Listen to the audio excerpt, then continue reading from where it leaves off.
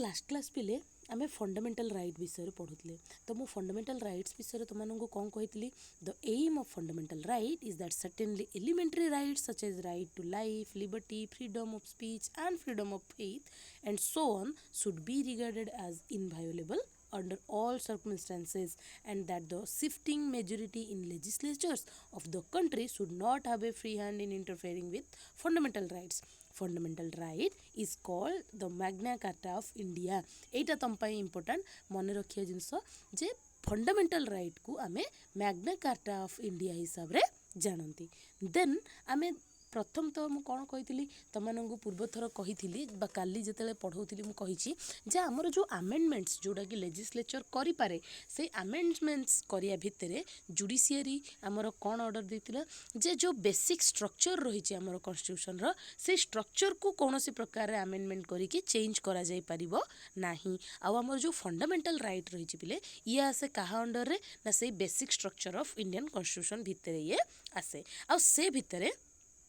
कौन ए कहुई ना ये आमको लिबर्टी दिए ये आमको फ्रीडम ऑफ स्पीच दिए फ्रीडम ऑफ फेथ दिए ताप सहित right to life right to liberty सब जिनस प्रोवाइड करे आ प्रोवाइड करने भितर आम कौन देखती ना गुड़ाए प्रोविजन गुड़ाए आर्टिकल आमर कन्स्टिट्यूशन रे. तो प्रथम आमको देख आमको राइट मिली कौन राइट टू इक्वालिटी. तो ये राइट टू इक्वालिटी आमर 14 टू नहीं 18 पर्यंत आर्टिकल रे रही. देख बाकी सब गुड़ाक मुझे तुमको एक्सप्लेन करी ये जो 5टा आर्टिकल विषय कहुई एगुड़ाक निहाती मन रखिब आउ बाकी गुड़ाक मन रो न रो एक्सप्लेनेशंस किंतु ए पॉइंट गुड़ाक निहाती मन रही सेमिति कि आर्टिकल 14 रे कहगला इक्वालिटी बिफोर लॉ. को आर्टिकल रे कहगला आर्टिकल 14 सेमिति prohibition of discrimination on the grounds of religion race caste sex and place of birth एथिरे कोथिरे कहगला आर्टिकल 15. एठी गोटे जिनस नोटिस कर एठी एजुकेशन कथा कह जाउनी एजुकेशन बेस रे डिस्क्रिमिनेशन करा जाई पारिबो. जेमिति कि धर मु गोटे ग्रेजुएट आउ जने नॉन ग्रेजुएट बा 12th करिछि जने तो एठी डिस्क्रिमिनेशन बा भेदभाव करा जाई पारे किंतु एज कास्ट सेक्स ए बेस रे डिस्क्रिमिनेशन करा जाई पारिबो नाही. नेक्स्ट आसला equality of opportunity in matters of public employment. तो पब्लिक एम्प्लॉयमेंट जिते आम देखुं से मैटर रे इक्वालिटी निहाती दरकार. आउ एटा को आर्टिकल रे कहगला आर्टिकल 16 रे. सेमिति आर्टिकल 17 रे कौन कहगला ना एबोलिशन ऑफ अनटचेबिलिटी. आर्टिकल 17 कौन अनटचेबिलिटी बा जो भेदभाव बा अछुआ छुआर जो भेदभाव सेटा को एबोलिश करा जाय पाए आर्टिकल रहिला 17. 18 आर्टिकल रे कहगला एबोलिशन ऑफ टाइटल्स जो उपाधिर व्यवहार करा जाउची संज्ञार व्यवहार करा जाउची सेई टाइटल्स रो कौन एबोलिश करा जिवो एटा को आर्टिकल रे कहगला 17 रे. तो सॉरी 18 रे. तो ये सब जिनस गुड़ाक जमी निहाती मन रही तुम मानकर मैम एटा ए जो एबोलिशन ऑफ टाइटल उपाधिटा जो एबोलिश करा गला एटा तो एकेडमिक और डिफेंस रे लागू होबा पई थिला ना केवल सेथि ही एबोलिश करा जायतिला. नहीं नहीं एटा एकेडमिक और डिफेंस कथा एठी कह जाउनी. एठी जो राजा राजुड़ा बा एमितिया किछिटा वर्ग जो माने कि कोन करतले निजर उपाधि व्यवहार करतले सेमानंको कथा कह जाउची. एठी अब टाइटल माने धर बे सिविलियन टाइटल किछि दिया गला पद्मश्री एई टाइटल रो एबोलिशन कथा कह जाउनी. एकेडमिक क्षेत्र रे डिफेंस क्षेत्र रे एबोलिशन कथा कह जाउनी. डिफेंस क्षेत्र रे तमरो टाइटल्स रहिबो ही रहिबो. एकेडमिक क्षेत्र रे तमे टाइटल व्यवहार कर पारबो जेमति कि मु पीएचडी कर देली तापर मु कहली डॉक्टर तो से टाइटल रे एबोलिशन कथा एठी कह जाउनी. बुझेला. नेक्स्ट देखो आगे आगे तो तापर आमे देखिबा एठी राइट टू इक्वालिटी विषय रे किछटा जिंस जेमिति कि इक्वालिटी बिफोर लॉ बोली आमे देखिले. Article 14 says that the state shall not deny to any person equality before the law or equal protection of the law within the territory of India. Mark point कोटा रहिला मन रखिया पई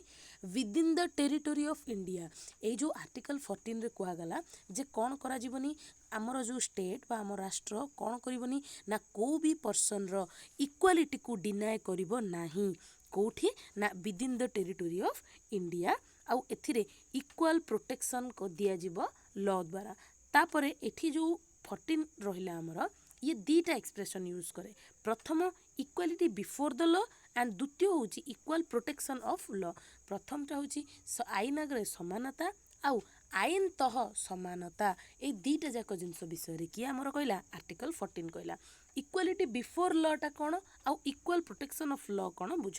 equality before law A जो कॉन्सेप्टटा एटा को निया हेतला पिले British constitution रो हैला तो ये जो कॉन्सेप्ट रहा ब्रिटिश कॉन्स्टिट्यूशन रो निया हेतला the concept of equality does not mean absolute equality among human beings which is physically no possible to achieve हैला एठी से कौन कहउचंती ना आब्सोल्यूट इक्वालिटी अर्थ कौन सबु क्षेत्र में समान सेटा को आब्सोल्यूट इक्वालिटी बोली कहा जाउची तो सही आब्सोल्यूट इक्वालिटी केबे भी सबु क्षेत्र में पॉसिबल हबो नाही it is a concept implying absence of any special privilege by reason of birth creed or like in favour of any individual and also the equal subject of all individuals and classes to the ordinary law of the land तो ये basically एतिकी ही जिनस कहुच्छी जे equality माने एमिति नुह जे सबु क्षेत्र रे बा absolutely equality दिया ही जीव जोटा कि केबे भी पॉसिबल हबो नाही एठी इक्वालिटी माने अर्थ कोन तार ना काहा को भी स्पेशल प्रिविलेज दिया जीव नाही माने को ग्राउंड रे ना बर्थ पाई ग्रीड पाई बा फेवर दबा पाई बोली को भी ग्राउंड रे कौन दिया जीव नाही स्पेशल प्रिविलेज दिया जीवनी समस्ते आईन आगरे समान हेबे याकू कुहागला इक्वालिटी बिफोर लॉ जदि जने धर माने धर कि गोटे चोरी करुच्ची ताहले से जदि गोटे मिनिस्टर पुओ अच्छी सी भी जहाँ लॉ माने लर जहाँ दृष्टिकोण तापाई रहिबो गोटे चाषीर पुओ जदि सेठी ठिया होइछि सेही सम्मान दृष्टिकोण रहिबो तापाई तो आईन आगरे समस्ते समान नेक्स्ट जदि आमे देखिबा In the words of Dr. Jennings, equality before the law means that among equal the law should be equal and should be equally administered that like should be treated alike. तो ये समान कथा same जिनस जोड़ा कहली जे सी गोटे मंत्री बा गोटे माने धनिकर पुओ आ गोटे चाषीर पुओ दी जन जाक समान हेबे एटा किए कहिछि हमर डॉक्टर जेनिंग्स कहले देन नेक्स्ट देखिबा रूल ऑफ लॉ कौन सुन रूल ऑफ लॉ माने the guarantee of equality before law is an aspect of what DK calls the rule of law DK आमे आउ जने चिंतक नायकों को देखती जी कि यही रूल ऑफ लॉ बोली गोटे व्यवहार करथिले इक्वालिटी बिफोर लॉ पाए in England it means that no man is above the law and that every person whatever be his rank or condition is subject to the jurisdiction of ordinary courts है तो सी कौन कहले ना rule of law अर्थात आईन रो शासन रो अर्थ कौन ना एठी समस्ते समान बा समस्तंकु समान प्रकार रे ट्रीट करा जीवो से को भी रैंक रही थाउ को भी कंडीशन रो गोटे व्यक्ति हेई थाउ ऑर्डिनरी कोर्स रे समस्ते समान हेबे DK the rule of law has 3 distinct meaning DK करो ए जो रूल ऑफ लॉ रहिला एथिरे तीनटा मीनिंग हमको देखिया को मिले प्रथम जोड़ा कि आईन को सर्वश्रेष्ठ बोली कहगला सुप्रीमेसी ऑफ द लॉ तापरे इक्वालिटी बिफोर द लॉ आगे बा आईन आगे समस्ते समान तापरटा है the constitution is the result of the ordinary law of the land तो कॉन्स्टिट्यूशनटा कौन ना आमर जो ऑर्डिनरी लॉ अच्छी आमर लैंड रो बा आम भूमिर तार ही गोटे रिजल्ट बोली कहगला तो ये गला प्रथम एक्सप्रेशन जोड़ा कि आर्टिकल 14 कहला इक्वालिटी बिफोर लॉ आईन आगे समस्ते समान आउ जहाँ को कि डीके कौन करथिले ना रूल ऑफ लॉ भाव में ग्रहण करथिले नेक्स्ट आसिला आमर इक्वाल प्रोटेक्शन ऑफ लॉ अच्छा इक्वाल प्रोटेक्शन ऑफ लॉ माने कौन बुझीच तो माने टिके कहलो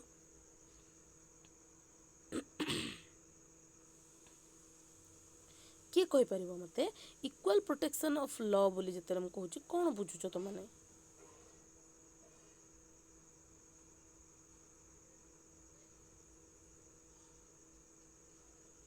प्रोटेक्शन तो मैम सब माने सब लोकन ପାଇଁ समान हेई थाए तो सेटा ही अच्छा हो सुनो ए कॉन्सेप्ट आउ गोटे कॉन्सेप्ट देख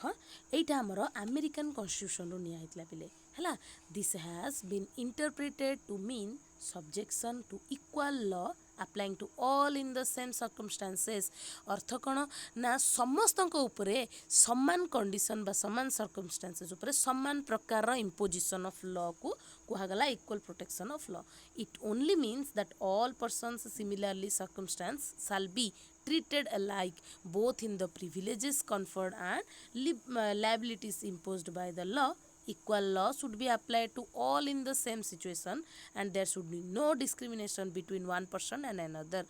The next jodi ame dekhiba the words any law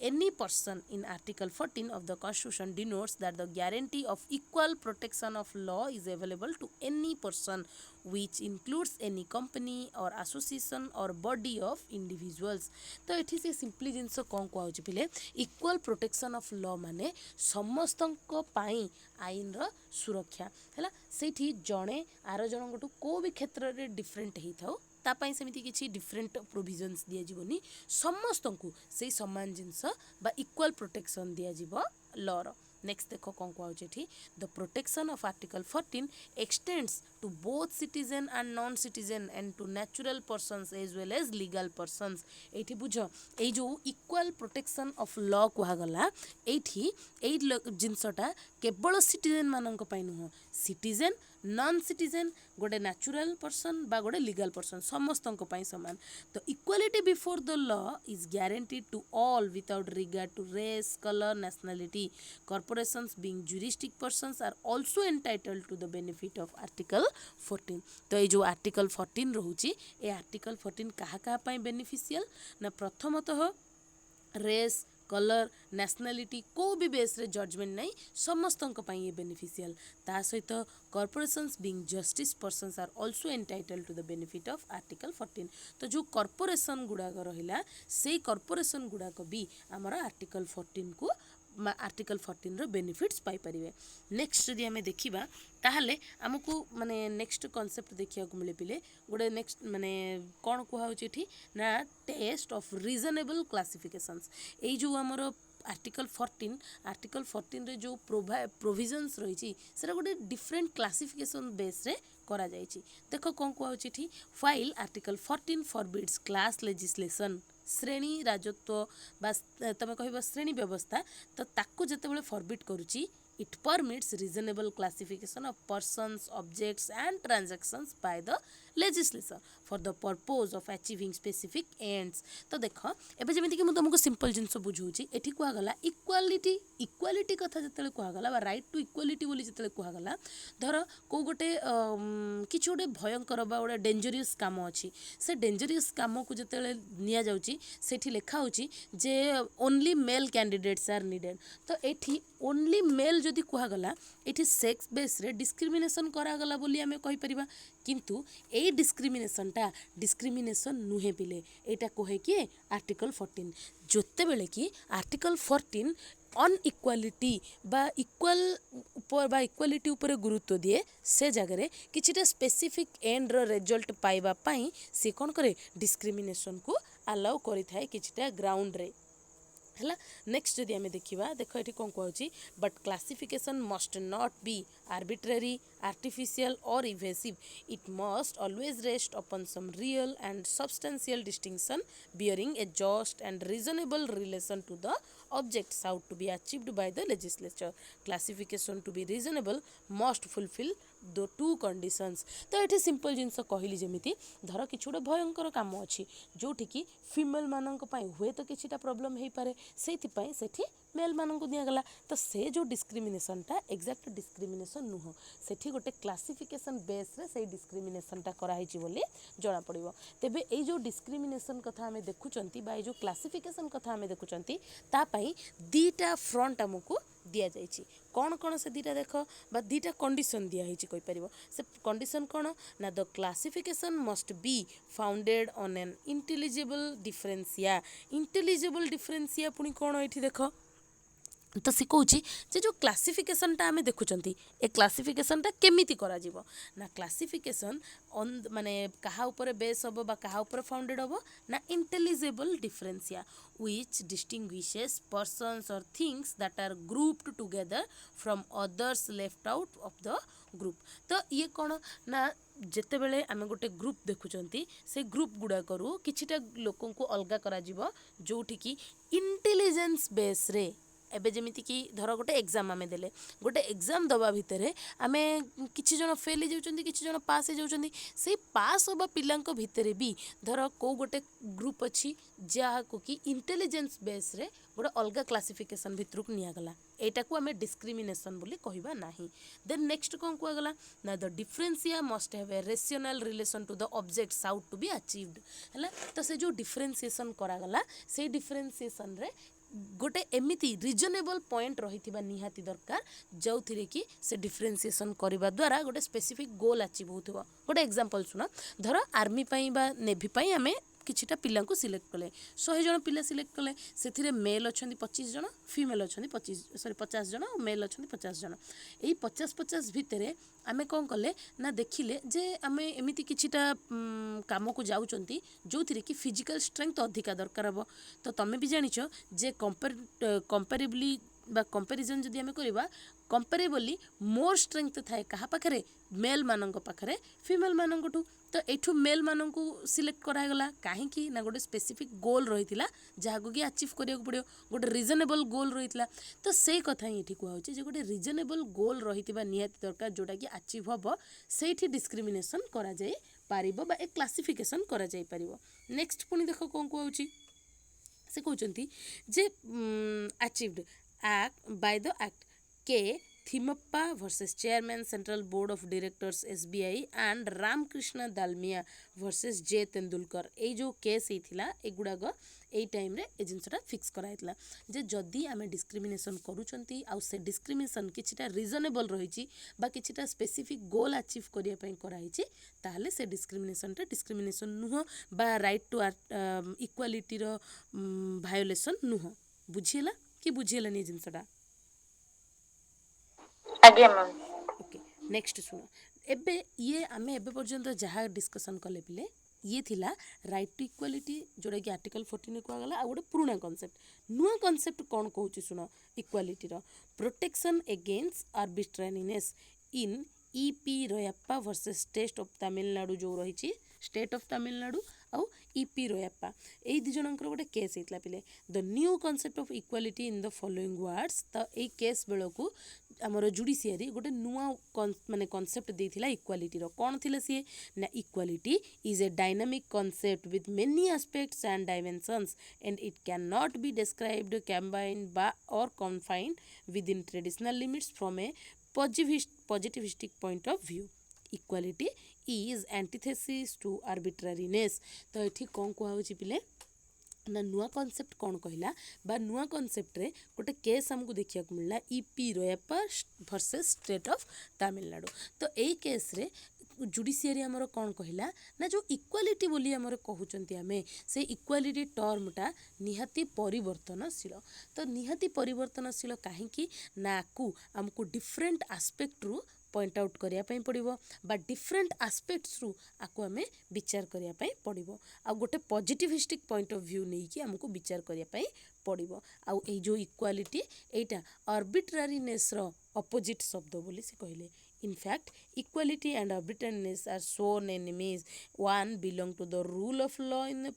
republic, while the other to a whim and caprice of an absolute monarch. Where an act is arbitrary, it is implicit in it that it is unequal both according to political logic and constitutional law and therefore violative of article 14। तो ये बेसी किसी जिनस बुझियार ना पिले से कहूँ जे जेते बेले आमर इक्वालिटी रूल ऑफ लॉ को इंट्रोड्यूस करे आईन रो शासन को इंट्रोड्यूस करे से ही आर्बिट्रारीनेस कौन करे ना मोनार्क माने जो मोनोपोली तुम कहि परिबो राजकीय शासन को आनी दे थाए से जिनस से कहउचंदी। देन आमे जदि देखिबा ताहले ए जो इक्वालिटी बिफोर लॉ रहिला या पई किछिटा एक्सेप्शन भी आमे देखिया को पांति पिले जेमिति कि आर्टिकल 361 रहिला। Article 361 of the constitution permits the following exception to this rule. तो 361 आर्टिकल रे हमको राइट टू इक्वालिटी रो जो आर्टिकल रही तार किछिटा एक्सेप्शन देखिया को मिले। तो क्वेश्चन तैयारी पारे जे आर्टिकल बा हमें जदि कहबा राइट टू इक्वालिटी रो बा आर्टिकल 14 रो एक्सेप्शन गुड़ाक आमको कौ आर्टिकल देखा मिले। तो देख कौन कौन एक्सेप्शन अच्छी। The president or the governor of a state shall not be answerable to any court.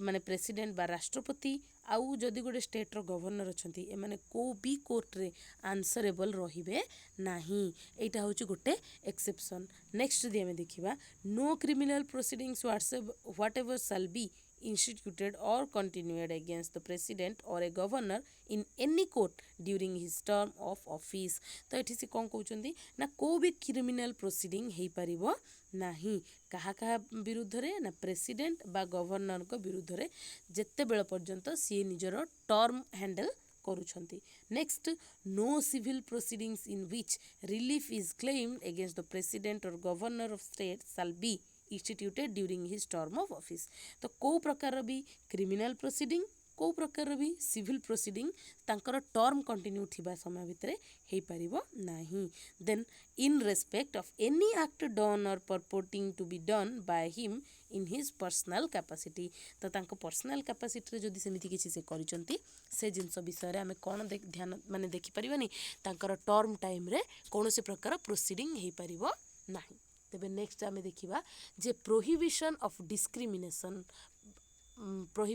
Discrimination on certain grounds. आमे देखिले एबे टिके समय आकरू प्रोहिबिशन कथा बा डिस्क्रिमिनेशन कथा। तो जो आर्टिकल 14 रहउची पिले that provides that the state shall not discriminate against in any citizen of grounds only of religion race caste sex place of birth or any of them. तो आर्टिकल 15 कहे जे आमर जो विभिन्न प्रकार लॉ रहउची बा आमर जो ए लॉ रहिला ये कौन करबनी ना कौन सी प्रकार रे भी डिस्क्रिमिनेशन करि परिबो नाही। को ग्राउंड रे रिलीजन ठू आरंभ करी कि प्लेस ऑफ बर्थ बा ए सब गुडा को भी गोटाए ग्राउंड रे केबे भी कौन करबनी डिस्क्रिमिनेशन करबनी। देन आर्टिकल 14 रो 2 जितेबाला आम आर्टिकल्स देखती तार से माने पार्ट 2 भी देखा मिले पिले किसी आर्टिकल तो पार्ट 2 कौन कहूँ provides that no citizen shall be on above grounds subject to any disability liability restriction or conditions with regard to access to shops public restaurant hotel and places of public entertainment or the use of wells tanks bathing ghats roads and places of public resort maintained wholly or partially out of the state funds or dedicated to the use of the general public। तो ये simple जिनस एतिक ही कहूँ पिले जे जदि भारतीय कौन भी नागरिक अच्छा ताहले सेमानंकु को जगार कौन करा जीवनी मना करा जाई पारिबो नाही बा सेमानंकु रेस्ट्रिक्शन लगा जाई पारिबो नाही। को जगह ना शॉप हैला पब्लिक रेस्टोरेंट हैला होटल हैला प्लेसेस हैला बा पब्लिक एंटरटेनमेंट में किसी प्लेस हैला ए सब गुड़ाक रेस्ट्रिक्ट करा जाई पारिबो नाही। को ग्राउंड रे रिलीजन हैला रेस की कास्ट किसे की प्लेस ऑफ बर्थ को भी ग्राउंड रे करा जाई पारिबो नाही। नेक्स्ट जो टांकी बा किछि कुओं जो गाधेवा घाट ए भलिया किछिटा जगह केबे भी कौन कराहबनी सेमानंकु रेस्ट्रिक्ट कराहबो नाही। को भलिया ना जो गुड़ा के स्टेट तैयारी करछि पब्लिक यूज पाई। धर एबे तमे निजे गुडे प्राइवेट प्रॉपर्टी अछि से भीतर तमे गुडे टैंक रखिछ सेठी तमे अन्य माने व्यवहार करछंती बोली सेमानंकु कौन कर दै पारो रेस्ट्रिक्ट करि पारो। किंतु जदि एमिति किछिटा जगह जोटा कि गवर्नमेंट तैयारी करिकि देछि स्टेट यूज पाई बा पब्लिक यूज पाई सेठी तमे काहाकु भी रेस्ट्रिक्ट करि परिबो नाही। नेक्स्ट कौन रहिला देखो एक्सेप्शंस रे हमको आर्टिकल 15 रो 3rd 4th और 5th सेगमेंट देखिया को मिले that contains exceptions to the general principle laid down under article 15(1 and 2। तो कौन से एक्सेप्शंस देखो प्रथम nothing in this article shall prevent the state from making any special provision for women and children. तो से कहूँ बा ये कौन कहूँ आर्टिकल आमर जो 15(3) कथा कहगला से कौन कहगला ना को भी article nothing in this article shall prevent in the state बा the state from making any special provision for women and children है। धर ए तुम कहबी जे गाधेवा घाट गोटे पोखरी अच्छी से 5टा घाट अच्छी से 5टा घाटरू गोटे घाट को पुरुष मानक जीवाक रेस्ट्रिक्ट किए कर स्टेट कर धर सी चाहिए जे वुमेन आउ चिल्ड्रेन माने सेठी गाधंतु ताहले से घाट को सी कौन कर पुरुष मानक रेस्ट्रिक्ट करें एटा किए कर केवल स्टेट कर। नेक्स्ट से 15(4) ରେ କୁହାଗଲା ପିଲେ nothing in this article shall prevent the state from making any special provision for the advancement of any social and educationally backward classes of citizen of for the scheduled caste जो आम quota system बा reservation system रो आज एते माने हैरान हरकत बा विरक्त होइक रहिचंती पिले से रिजर्वेशन सिस्टम कथा एठी हमको कुहा जाउची जे को भी आर्टिकल एठी जो आमे रिलीजन रेस कास्ट सेक्स एई बेस रे कौन करा जाय परिबोनी डिस्क्रिमिनेशन करा जाय परिबो नाही ए जिनसटा जते आर्टिकल 15(1) कहूची एठी आर्टिकल 15(4) कहला कौन ना को भी बैकवर्ड क्लास हैला सोशली एजुकेशनली बैकवर्ड क्लास हैला शेड्यूल्ड कास्ट हैला एई माननकु किछिटा एडवांसमेंट आनिया पई से माननक स्थिति रे किछिटा उन्नति आनिया पई जदि सरकार चाहे ताहले से डिस्क्रिमिनेशन करि पारिबो सेठी एई आर्टिकल केबे भी कोन करिवोनी मना करि पारिबो नाही बा ताकू रेस्ट्रिक्ट करि पारिबो नाही देन आउ गोटे कोन कहूची आर्टिकल 15(4) रे 15(5) रे कहा जाउची nothing in this article shall prevent the state from making any special provision by law for the advancement of any socially and educationally backward classes of citizen or for the scheduled caste or the scheduled tribes in so far as such special provision relate to their admission to educational institutions including private educational institutions whether aided or unaided by the state other than the minority educational institution एटे गोटे साधारण जिनस पिले से कहूँ जे जो educational institutions रहिला educational institution government हो बा private हो सबुथिरे सीए माने सोशियली और इकोनॉमिकली जो बैकवर्ड क्लासेस रहिचंती बा शेड्यूल्ड कास्ट रहिचंती बा शेड्यूल्ड ट्राइब रहिचंती एमानकर एडवांसमेंट पाई बोली किछिटा रिजर्वेशन करि पारे बा अन्य मानकठु किछिटा डिस्क्रिमिनेशन करि पारे तो ए तीनटा थिला हमर आर्टिकल 15 पाई एक्सेप्शन बुझिएला कि कार किछ डाउट रहिला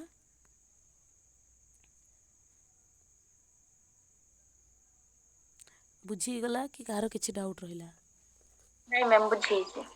ओके तेबे नेक्स्ट देख नेक्स्ट रहिला पिले हमर आर्टिकल 16 जो थी कि कौन कहगला ना equality of opportunity in matters of public employment तो पब्लिक एम्प्लॉयमेंट विषय को जतले हमें देखिबा से समय रे इक्वाल अपॉर्चुनिटी एठी equal reservation equal job equal position कहन पिले इक्वाल अपॉर्चुनिटी जेमिति कि धर अनरिजर्वड जने जदी एग्जाम रे बसछि सेठी एसटी जने एग्जाम रे भी बसी परछि एठी कोन इक्वाल अपॉर्चुनिटी दिया गला सुजोग दिया गला तापर परीक्षा कौन हम सी पछर जिनस से छाड़ तो ए कौन कहूँ देख there shall be equality of opportunity for all citizens in matters relating to employment or appointment to any office under the state. No citizen shall on ground only of religion, race, caste, sex, descent, पुणी place of birth पुणी residence और any of them यही कौन सी base रे भी कौन करा जीवो नहीं ना को सिटीजन को डिस्क्रिमिनेट करा जाई परिबो नहीं बी इनएलिजिबल फॉर और discriminated against in respect of any employment of office under the state तेबे यार भी किछिटा एक्सेप्शन रही बिले कौन ना प्रथम एक्सेप्शन है nothing in this article should but shall prevent parliament from making any law prescribing in regard to a class or classes of employment or appointment to an office under the government of any local or other authority within a state or union territory any requirement as to residence within that state or union territory prior to such employment or appointment तो सी कहते जे को भी article बा ए article रे किछि भी एमिति नाही जहाँकि कौन करिवो ना पार्लियामेंट को प्रिवेंट करि पारिबो कोथि पई ना किछिटा लॉ तैयारी करिया पई को रिगार्ड रे ना क्लास बा क्लासेस रो एम्प्लॉयमेंट रिगार्ड रे जदि किछि स्वतंत्र लॉ तैयारी होछि ताहाले पार्लियामेंट को एई आर्टिकल कौन करि परिबोनी मना करि परिबो नहीं देन नेक्स्ट कौन कह जाउची ना nothing in this article shall prevent the state from making any provision for the reservation again कहूची प्रोविजन फॉर द रिजर्वेशन तो माने रिजर्वेशन कथा शुणुछ ही बहुत माने जुक्ति तर्कता पाई चली तो ये कौन कहूँ ना nothing in this article shall prevent the state from making any provision for the reservation reservation पाई किछि भी प्रोविजन करवा ठू बा करवा को जदि गवर्नमेंट बा पार्लियामेंट चाहूची ताहले एई आर्टिकल ताकू रोकी परिबो नहीं देन कौन कहूँ देख na reservation of appointments or posts in favor of any backward class of citizen which in the opinion of the state is not adequately represented in the service under the state। तो ये सही same जिनस reservation कथा कहूँ पिले। तो reservation जो provision आमर रही से चाहिए बा गवर्नमेंट चाहिए चेंजेस कर लेजिस्लेचर चाहिए चेंजेस कर ये अटकेब नहीं। Then next कौन कहूँ ना nothing in this article shall prevent the state from making any provision for reservation in matter of promotion। सेमती प्रमोशन रो मैटर रे जदि किसी रिजर्वेशन होची से सब रिलेटेड भी ये कौन करबनी रेस्ट्रिक्शन किसी दे परिबो नहीं। ता सहित आउ गोटे जिनस कौन ना with consequence seniority to any class or classes of post in the service under the state in favour of the scheduled caste and scheduled tribe which in the opinion of state are not adequately represented in the service under the state।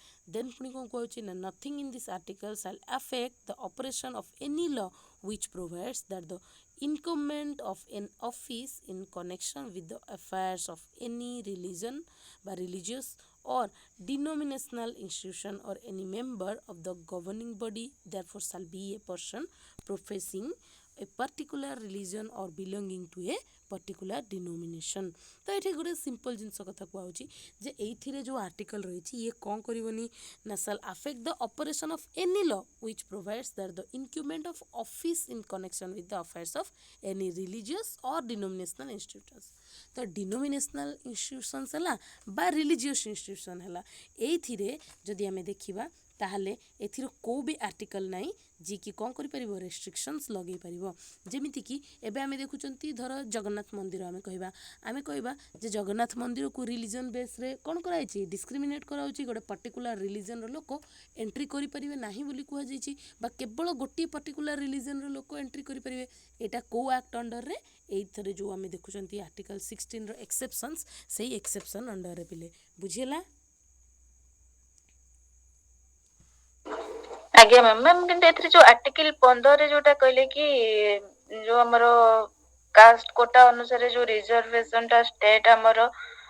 माने exception रे करि थाए सेटा article 16 रे भी तो same रहिला। बुझी पालेनी आर्टिकल 16 रे आपण कहले कि आर्टिकल 15 रे जोटा कहले कि कास्ट अनुसार जोटा हमर रिजर्वेशन सीट स्टेट तो सेटा जो एक्सेप्शन रे स्टेट सेटा कैंसिल करि पारे। तो 16 रे सेटा भी सेम तो रहिला। हाँ हाँ सेम सेटा लागुची सुनो माने डिफरेंस कौन कहि दूची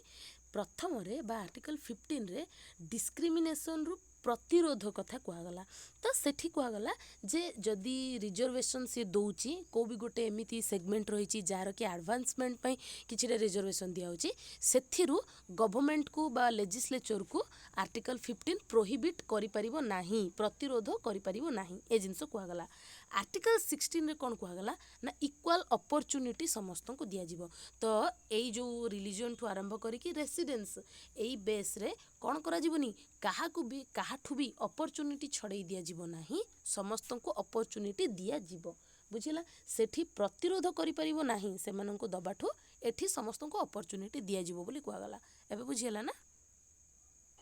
आज्ञा मैम आउ रहिला रिजर्वेशन रो प्रोविजन कथा जो कहउची देख रिजर्वेशन रो प्रोविजन टा टिके अलगा आउ एठी जो प्रोविजन फॉर द रिजर्वेशन कथा कहगला को प्रोविजन कथा कहगला ना अपॉइंटमेंट टाइम रे हला। तो सेठी केवल एडवांसमेंट कथा कह जाउतला एठी अपॉइंटमेंट आउ एटसेट्रा किछटा पॉइंट्स विषय रे कहगला। थरे आउ थरे जदि पढी दबो जदि लाइन टा ताले क्लियरली बुझी जो डिफरेंस टा। नेक्स्ट आम देखा आमर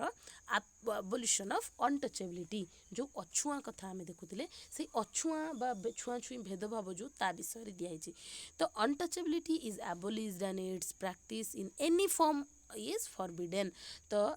जो अनटचेबिलिटी रही बा छुआर भेदभाव सेटा को पूरा पूरी एबोलिश करा जाइतला बिले आउ जदि को भी प्रकार रे यार प्रैक्टिस करा जाउछि ताहाले कौन ना ताकू फॉरबिड करा जीवो बोली से कहिथिले। तो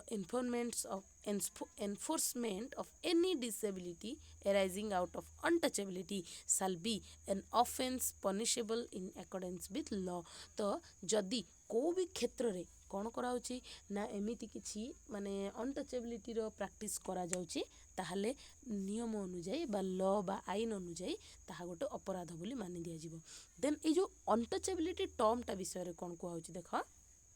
ଦ term untouchability is not defined under the constitution। ତ ଯେଉଁ untouchability ବୋଲି ଗୋଟେ ଟର୍ମ ରହିଛି ପିଲେ, କନଷ୍ଟିଟ୍ୟୁସନରେ ତାର କିଛି ଡେଫିନେସନ୍ ଦିଆଯାଇ ନାହିଁ। କାହାକୁ untouchable ବୋଲି ଆମେ କହିବା ବା କାହାକୁ untouchability ବୋଲି କହିବା ତାର କିଛି ଡେଫିନେସନ୍ ନାହିଁ। however it refers to the social disabilities imposed on certain class or person by reason of their birth in certain caste। however it does not cover special ବା social boycott of few individuals। ତ ଏଇଠି ଦେଖ କ'ଣ କୁହାହେଉଛି ନା ଅନଟଚେବିଲିଟି କୁହାହେଉଛି। ଅନଟଚେବିଲିଟି ବିଷୟରେ ବା କାହାକୁ ଅନଟଚେବିଲିଟି କୁହାଯିବ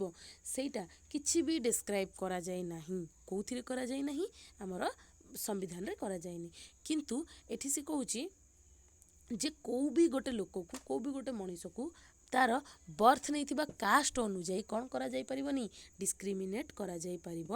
ନାହିଁ। ତ ଏଠି ସିମ୍ପଲି ଜାତି ପ୍ରଥା ବିଷୟରେ କୁହାହେଉଛି ପିଲେ। ନେକ୍ସଟ ଯଦି ଆମେ ଦେଖିବା ସେ କ'ଣ କହୁଛନ୍ତି ଦେଖ ନା impose on certain class of person by reason of their birth in certain caste. however it does not cover social boycott of few individual। କିନ୍ତୁ ଏଠି ଯଦି ସାମାଜିକ ଭାବରେ ଜଣଙ୍କୁ ତ୍ୟାଗ କରାଯାଇଛି ତାକୁ ଇଏ କଭର କରୁନି, ତା ବିଷୟରେ ଏଥିରେ କିଛି ଆମକୁ ଦିଆଯାଇ ନାହିଁ। ନେକ୍ସଟ ଆବୋଲିସନ୍ ଅଫ୍ ଟାଇଟଲ୍ସ ଆମେ ଦେଖିପାରିବା ପିଲେ। ଆବୋଲିସନ୍ ଅଫ୍ ଟାଇଟଲ୍ସ କ'ଣ? ଏବେ ଟିକେ ସମୟ ଆଗରୁ କହିଲି ଯେ ଯେଉଁ ଉପାଧି ଗୁଡ଼ାକ କଥା ଆମେ ଦେଖୁଛନ୍ତି ସେଇ ଉପାଧିରେ